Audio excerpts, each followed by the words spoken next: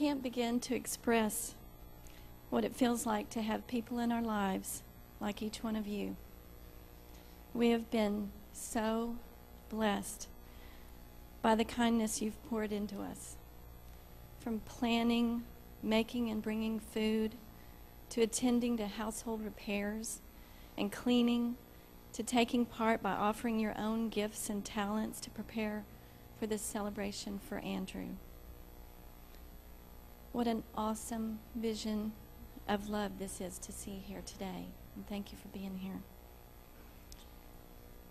We think Andrew would be here in the big fat middle of all this, but he's got his own celebration that cannot compare with the likes of this.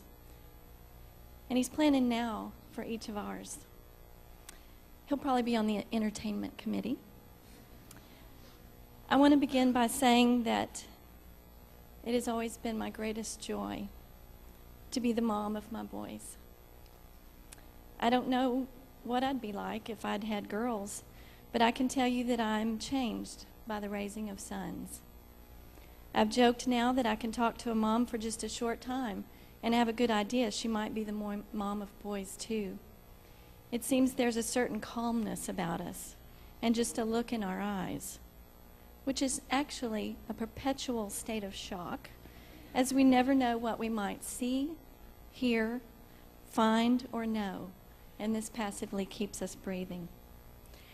Our two sons are so different, and yet they have a brotherly bond that is captivating. I lovingly say when people ask me to describe our boys, that when Matthew walks into the room, I breathe a sigh of relief and say that everything is going to be all right.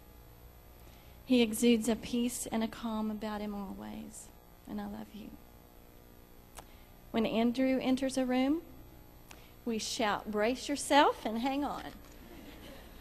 And I wouldn't have it any other way. Their personalities are different, but their brother love is deep. I so loved watching them be brothers together. They competed fiercely with one another and loved every minute of it. They laughed and joked and found things funny that only they knew, but we enjoyed it through their unharnessed laughter. They would recite endless dialogues from movies over the dinner table and would keep us all in stitches. From ping pong to pool to darts to golf, they would fiercely compete and then beam no matter who won. I will say that the one thing we did right as they were growing up is that when they were fighting and bickering with each other, instead of separating them, we made them stay together until they could get along with each other. We felt like if brother to brother can't get along, how could they ever learn the skill of getting along with friends and strangers? Nothing felt better than seeing them together. Andrew was blessed in many ways. He had a lot going for him. I used to say he had too many desserts on his plate. He had it all, it seemed. It is interesting to note that sometimes people grow into their names. Andrew's name means strong one, and he truly was. He was a workhorse, as a coach once said. He was strong physically, and he was also strong in might and determination. He did not back down to any opposition, but welcomed it and dared it to win. But Andrew did have an opposition, a weakness like many others. His strength helped him give it a fair fight, but many times it overtook him. He lost so much because of this, except the love and encouragement of everybody here today. In March of 2004, Andrew was having an extreme time of struggle. He was far from us, and my mom's heart was aching. I continually prayed for Andrew's healing, and yet I couldn't understand why things kept happening. It was a very dreary, rainy Wednesday, and I was praying for him. I was reading and searching for hope and peace. I came upon a passage in 1 Samuel 7 that talked of the Jews complaining that God was not answering their prayers. Down in the footnote was an explanation that God was not answering their prayers because he had already told them to do something that they were not doing. And he refused any other prayers until they were obedient to this. The footnote said, "How easy it is to complain about our problems, even to God, while we refuse to change and do what he requires. We don't even take the advice he has already given us." Do you ever feel like God has abandoned you?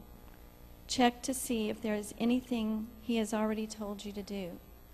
And when I read that, I was desperate and said, "God, what have you already told me to do concerning this that I have not done? I'll do anything."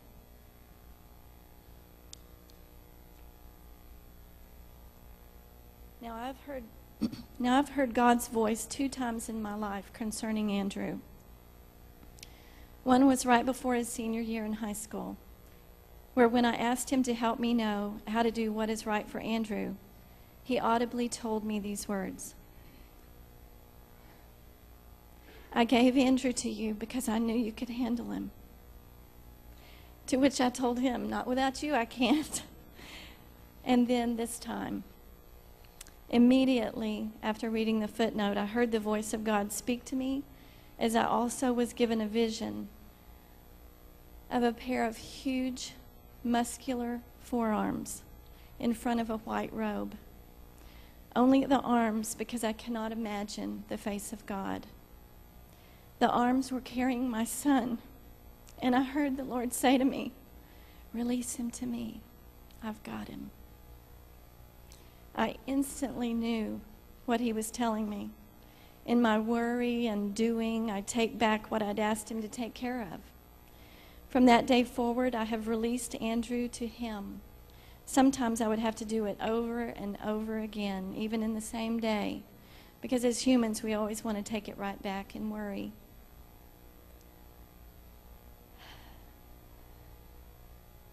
Sunday, I released him to him for the last time, and know that he's got him. And I will never have another day of a mom's heavy heart except to miss him dearly.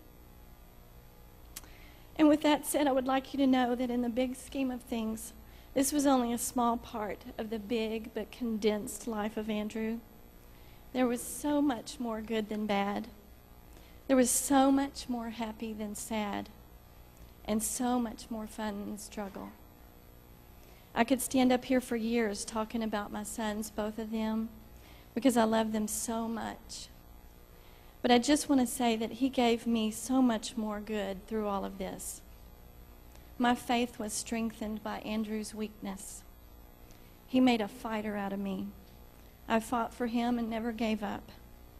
I became a prayer warrior for him, that he be healed, protected, and free from torment. I prayed that he fulfill God's purpose for his life and use the gifts he'd been given. I wanted that to happen here for us to experience. However, God answered every prayer, just not where we'll see it. He is healed, protected, free, and perfect. And I'll love you all day, every day, Andrew.